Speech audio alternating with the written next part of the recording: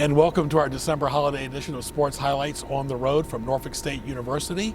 Greg Picaveras along with Ray Price. Our program, Sports Highlights, since February of 1992, airs on Mondays at 7 a.m., 2 p.m., and 7 p.m., weekends at 9 a.m. on Cox Cable 47, 517, on YouTube, and always on nnpstv.com.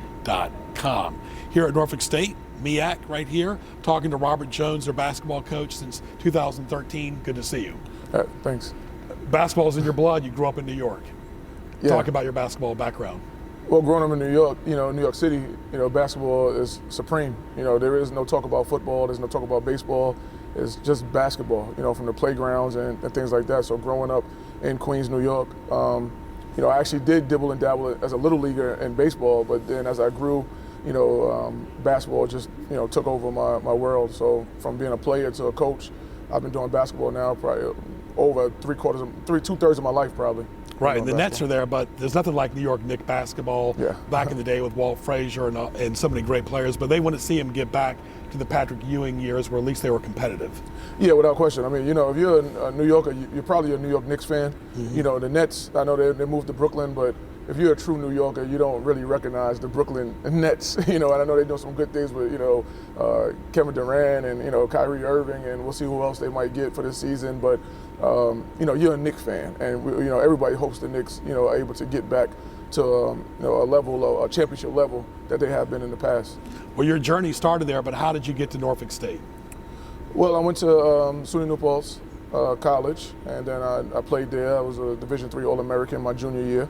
And then actually one of my assistant coaches at the school, he ended up getting a head coach job at Bard College, which is about 20 minutes away. So as I was finishing up studies there, he asked me just to come over and help. And, I went over just to help. And then the help went to being in practice all the time, and went to recruiting, and went to being on the bench for games. And now it went from just help, in quotes, to like now being Coach Jones. So that's when Coach Jones was started. And then, I went back to my alma mater. And I did a couple years there, and then I went to St. Mary's High School, where Tim Cluse hired me as the freshman head coach there. That was my first head coaching job. And that year, Danny Green, who played for the Lakers, was a senior that year, so I got a chance to be a varsity assistant and freshman head coach, and got a chance to build a relationship and work with Danny and a lot of other players that were pretty good there. And then it went from that. I was the head coach there at St. Mary's High School in New York. And I did that for 2 seasons, and then another one of my assistant coaches actually was assistant coach here at that point, and he got elevated to interim head coach, and he asked me to come down and be his assistant coach because he knew I had some pretty good New York ties with recruiting and things like that. So he asked me to be, his assistant coach, and the rest was history. After that, I did 6 years doing that, and then he moved on, and I got elevated up, and I've been here ever since. You seem like you like consistency. You found a home here. This is your place. You're the head basketball coach, and I'm sure you like that consistency and that repetition, that this is your school and you're coaching the MEAC team. Yeah, I mean, definitely consistency. At this point, Virginia is home. Still New York is still going to be, embedded in me because I spent so many years there. But right now, Virginia is home. My son likes Virginia. I like Virginia. The weather is definitely better than New York. Yeah. So, other than that, and then being at Norfolk State, you kind of know all the key people. You know your way around. People know you. And you know your way around the city. Even recruiting circles and things like that. So. Virginia is okay, and it's good to have a level of consistency. I mean, I've been here now 14 years, which is even hard for me to say, because at one point I thought I would never leave New York. But, being here 14 years it's been a good experience, and I look forward to continuing. It's not a far drive. You're only an hour flight away, too. Yeah, only an hour flight. Right. Talking to Robert Jones, head basketball coach of Norfolk State in the MEAC, MEAC. Of course, and you guys, as you've been a coach, you made the NIT. When you were an associate, you made the NCAA tournament. And when that year that y'all beat Missouri in 12, it still put you guys on the map. Yeah, the 12 win changed, I think, the whole face of the program.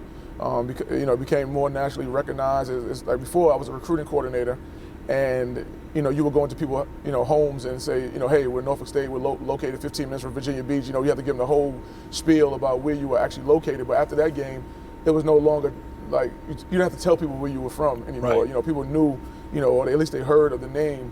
So it was a definitely easier, recruiting. And then of course that opened up recruiting in the area, because now people in the area who might not want to come to Norfolk State see, Norfolk State is now a viable option. So that changed everything, for us, that win. That was actually my scout too. Mm-hmm. So that was a big scout for me, and we was able to pull out that huge upset. And then the following year we did go to NIT the following year, because we were 16-0 in conference the following year, even after Kyle left. And that's a fact that goes a little bit under the radar, and it goes under the radar because we were 16-0, but we lost in the first round of the MEAC tournament, unfortunately. So we went to to the NIT and played Virginia in the first round and lost by I think 8 or 9 points. That was 2013. 2013. I remember my sister was working the game on TV and she was pregnant. Yeah. And of course, so was your team, of course. Yeah. So that's a special day against UVA. But you talk about basketball, a lot of distractions. We've had COVID since March. There was no NCAA tournament. They're talking about next year having it all in one bubble in Indianapolis. That's still to be determined, but it might be a safe bet. But there's no gadgets. There's no phones when you're playing basketball. It should be straight up basketball. A lot of kids get distracted by all the technology we have, but when you're on the court, they're all yours, correct? Yeah, when you're on the court, I mean, the court is the court. No matter what court you play on, it's 94 feet of opportunity, on the court, and you have to take advantage of the opportunity and use the opportunities to win to win the game. And so no matter where you go in the world, this court is 94 by 50. So you have to take advantage of it. It doesn't matter, what's going on with like you said, the entertainment, the gadgets, and things like that off the court. Once you step on this court, it's business. And I tell people all the time, you're not the only team that's trying to win. So you have to go out there, and usually the team that plays the hardest, executes the most for 40 minutes in college basketball is going to win the game, because whoever you play is going to have talent, at this level. They're going to have guards, they're going to have bigs, they're going to have good coaching usually. So, usually whoever executes their game plan the most is going to win that game. And they're looking for your weakness, just like you're looking for their weakness. Yeah, without question. I mean, they watch film on us, we watch film on them. Right. There's not a lot of secrets in college basketball anymore. It's not like, a guy who all of a sudden, he can't shoot and he's a shooter. Like usually it doesn't happen like that. You know who the shooters are, you know who the guys who can't shoot, you know who the drivers are, everything going into that game. And every team and every game is different. Of course, do you make a lot of adjustments during the course of the game as opposed just to waiting to halftime? Yeah, without question. I think that you always go in with a game plan. It's like kind of like we always say, like what Mike Tyson said a long time ago, is that everybody has a plan until you get punched in the mouth, and then you got to change your plan. So it's like you go into you might go in with a game plan you think is foolproof, and then you get punched, and then now you got to change your whole strategy in game. So we usually try to hopefully have a good game plan going in, so it won't be too many adjustments, but it's definitely a ton of adjustments in the game that your mind is going a mile a minute. When you're going to offense, defense, you're thinking about substitution patterns, you're thinking about what they're doing substitution wise. So it's a whole bunch of things that you have to think about within the course of the game. Talking to Robert Jones, head basketball coach at Norfolk State, Greg Bicoveris at Greg Bick on Twitter. Happy holidays to everyone. Obviously the green and gold Norfolk State. I'd be remiss to not mention the late John Thompson. What did he mean to you as a basketball coach? Well, I unfortunately was never ever able to meet John Thompson. I met his son a few times, but just the figurehead, of being a predominant, a successful African American coach, and having getting to the national championship, winning the national championship, just having a successful program at Georgetown, opened the doors for other African American coaches, including myself. So he did pave the way in many different ways. Like I said, although I never got a chance to actually meet him, he definitely paved the way for me, to be in this position that I'm in right now. And he had two players from this area, Alonzo Mourning and Allen Iverson. Yeah. Let's talk about some of the key matchups you've had over the years that stood out, of course, that you've coached. Of course, you mentioned the NIT, but you've had some great MEAC battles against Coppin State, against Morgan State, and of course I know you miss Hampton a little bit. Yeah, I mean, the MEAC is always going to be it's a battle. I think the MEAC is a very underrated conference. I think that there's a lot of good players. I think there's a lot of good coaches in the conference too that we just don't get the credit for whatever reason. I know there's many debates about why, about why that happens, but every time you go out there, you're going to play against somebody that's good. You're going to coach against somebody that's good. So you have to be ready. Fortunately, we've been having success in the conference, but there's always battles, against Hampton. I'm glad we was able to continue the series when they moved to the Big South, and like you said, Morgan and Coppin, and they're always going to be battling. Now, of course, the North Carolina teams are pretty good. North Carolina Central and North Carolina A&T.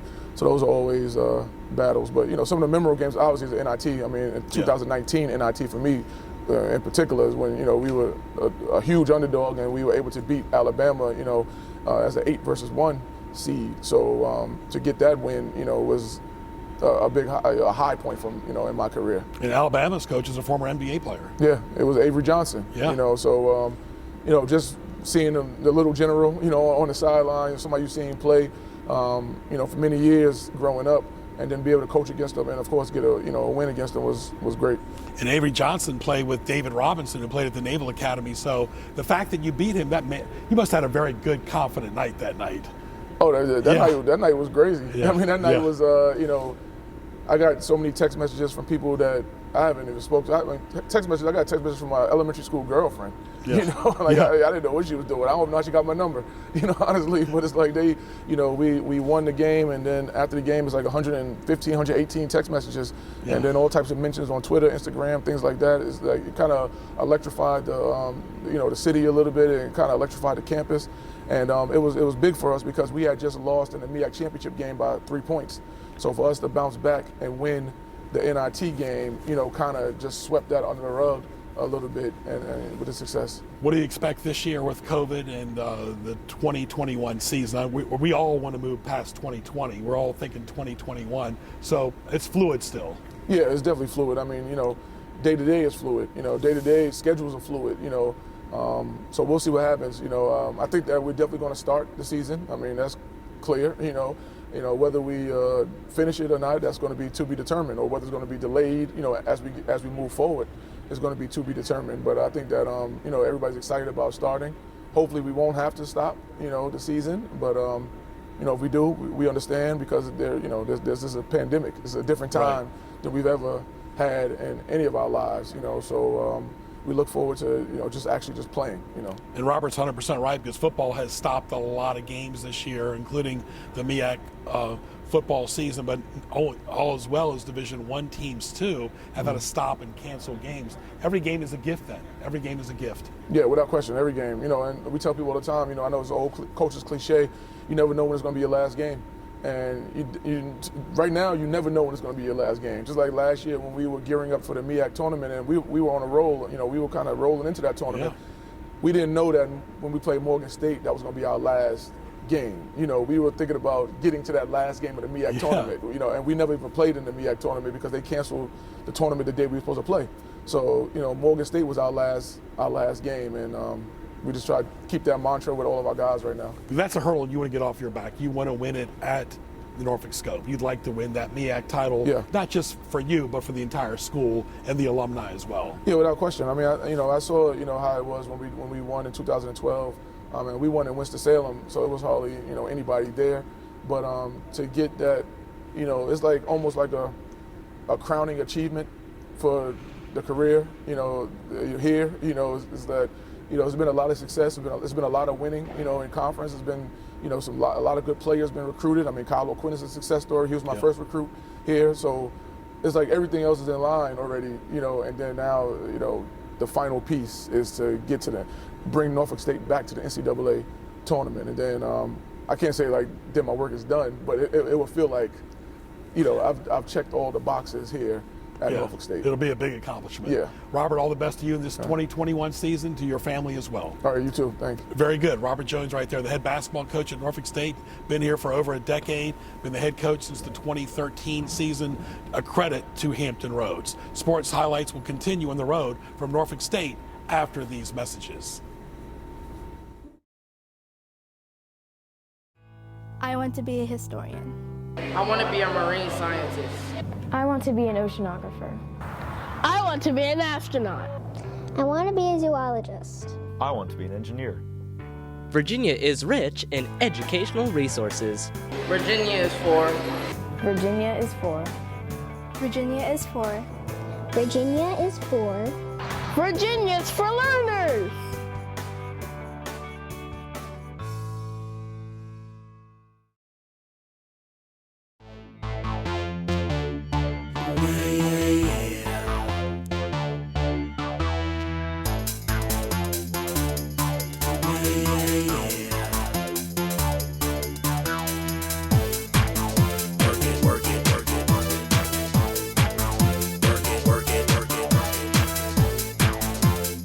Fusion Fitness with Alexis. Tune in weekdays 6:30 a.m., Mondays 7:30 a.m., 2:30 p.m., and 7:30 p.m. Music and fine arts provide enriching experiences. They teach students that there can be more than one solution to a problem, more than one right answer, that mistakes are learning experiences, and present an opportunity to be creative and flexible. The arts encourage persistence and dedication. They require sustained concentration, personal reflection involving critical analysis, and self-adjustment to reach desired goals. These are essential 21st century skills. Skills recognized as important to productive career and citizen success. Each student deserves and benefits from an arts-rich education. You're watching NNPS TV.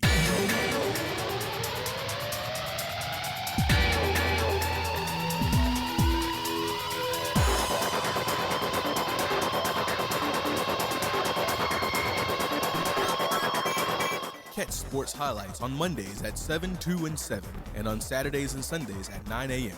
Visit us online at nnpstv.com to view all your favorite episodes.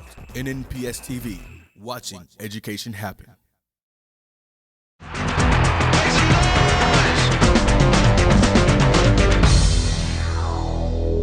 And welcome back to our Holiday Edition, Part 2 at Norfolk State. Here this time on the football field. Hope you enjoyed our first guest with Robert Jones, head basketball coach at Norfolk State. And I'd be remiss to say the late David Pope played at Norfolk State basketball, who went to Menchville, and of course Bobby Dandridge. We had Bobby Dandridge in Sports Highlights. It's now a pleasure to talk to Katina Roberts. She is the Director of Business Operations for the football team. Good to see you. Good to see you as well. Thanks for having me. You went to Norview. Talk about your background growing up in Norfolk. I went to Norview High School. I resided in the Norview area with my family. I'm the oldest sibling.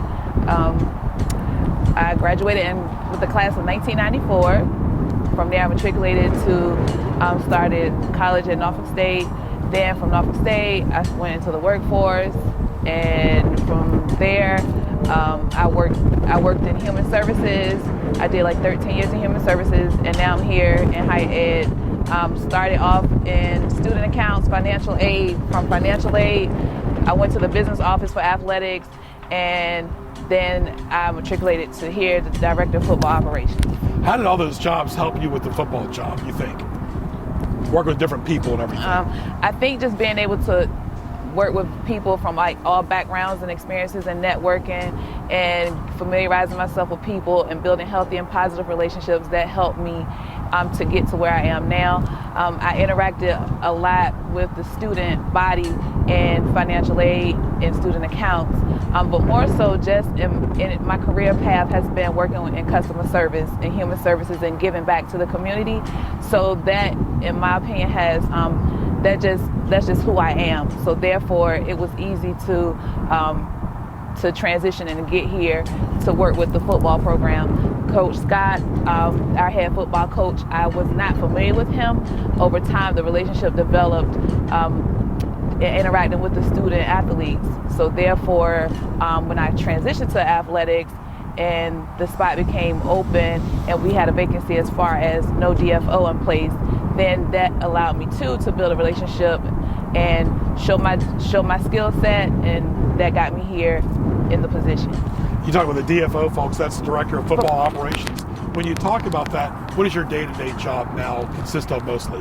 My day-to-day job is I do everything that's not on the field football. So I make sure that our coaches and that our student athletes, that they are taken care of. I help the students with their all their needs, housing, financial aid, scholarships, any day-to-day operations or activities that they have questions about. I interact with their parents, with our coaching staff. I make sure that they are taken care of as far as their day-to-day operations with logistics and just being in place. I'm like the right hand to Coach Scott. So I make sure that his calendar is good. I make sure that I'm in place, that whatever he needs, that I'm there for that support. Basically, I'm Coach Scott right hand extended. That's really quite an honor as well, talking to Katina Roberts, the December holiday edition here on beautiful Norfolk State's football field. This is some of the best turf I've ever seen. Thank you. Yeah, you don't have to worry about getting money on this turf. No. This is really nice. No, it's really, thank you. How's it like working with Coach Scott? Coach Scott is amazing. I enjoy working with him.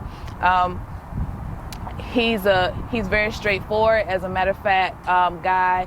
I appreciate him just because he entrusted me with his program. It's a rarity, and he always expressed to me about how I am one of, the first of not only woman who's in the FBS conference who does this role. So it's an honor. I appreciate him just because he teaches me. He has patience, and he understands that although I don't know football, that I know operations. So it's a good balance. So he just allows me to work in my business with the operation part, and he handles everything on the field. How difficult has it been communication-wise with all the duties you have with the players, the coaches, and the staff to get ready for a season during COVID? Actually, it hasn't been difficult. It's just been different in the fact that now we're more creative and innovative. We use technology a lot. So we're on Zoom every week. We have team meetings. We have staff meetings on Zoom. We interact with the kids often. Texting, group texts, chats. So it hasn't been challenging. For me, I started preparation for traveling for football season last year. So the only thing now is just a matter of adjusting to the dates and time management. Keeping the kids safe hasn't been challenging. They've been very cooperative. They've been very, as a matter of fact, following the directions that they've been given. We've had a successful year so far. So I'm looking forward to see what will happen when they return in January. Yeah, and that's different too, because normally college football plays in the fall. This has been a really outlier type of year. The Big Ten started in late October. The Pac-12 started late. There have been several cancellations. Normally, spring football is in between the two teams, sometimes from one school playing each other, meaning the offense plays the defense, getting ready for the season. If things go well in this fluid year, it could be a spring football season, then a fall football season. That's Correct. A lot of football. It's a lot of football. It's exciting. It's different. It's just adjusting to the new norm. So just being prepared. The kids and the coaches have been out here conditioning, weightlifting, doing 7-on-7, doing drills, being in practice. So it's been good. Talking to Katina Roberts, prior to this football job, you said you did a lot with human services. How was that position? Working in human services, that was good. I worked in the mental health arena in human services. So it just allowed me, I'm not credentialed in mental health by far, but it just allowed me to prepare myself, like my emotions and who I am as a person, and just to understand different personalities and mindsets and people, and how to just deal with people and meet people holistically where they are. So I mean, it was a great attribute to my career. It's very important because a lot of kids are away from home. They're not used to being away from home. Men and women both. They might have issues on campus, and mental health is very important for the overall well-being. Yes, agreed. When you talk about some of the assistant coaches you work with, I'm sure that's a lot of fun as well, getting to know them, getting to know the players. Yes, it's very fun, very enlightening. You get to meet them one-on-one, deal with them as an individual, and not just on the field coaching, or just not on the field playing football. You get to see who the students are as a person, who they are individually, how they are in the classroom, how they perform, how they are with just handling their own business and their life skills, and then just being a part of that to help them to be successful. I mean, that's a great joy for me. You never want to take for granted this is your home. Like you said, you went to Northview, you grew up in Norfolk. Norfolk's changed a lot since you went to high school. Yeah, everything is kind of like torn down. When I drive through my community, I'm like, oh, it's different. Like everything. Northview is different. I went to the Middleton place. Now it's just Northview, Chesapeake Boulevard, I think. But it's very different. Probably if I had that Northview, I probably would have been a greater student. I probably would have been a greater student. But yeah, that is just very different. Air conditioning, technology. So yeah. Yeah, computers, Wi-Fi, all that stuff. Yeah, they're fancy now. Yeah. When you talk about you being involved in football now, you weren't involved in football a lot before this. Did you attend a lot of games or not really? I did attend games. I like football. I'm not team specific like on the NFL, on the NFL level, but I like football. My background was in music. I was in the band. In high school, I was in a band. When I continued in Norfolk State, I was in the Spartan Legion. So my background has been basically music. I did do a little bit of sports. I did track and field. How about step shows? Step shows, didn't do that. You didn't do that? No. Well, talk about what instrument did you play?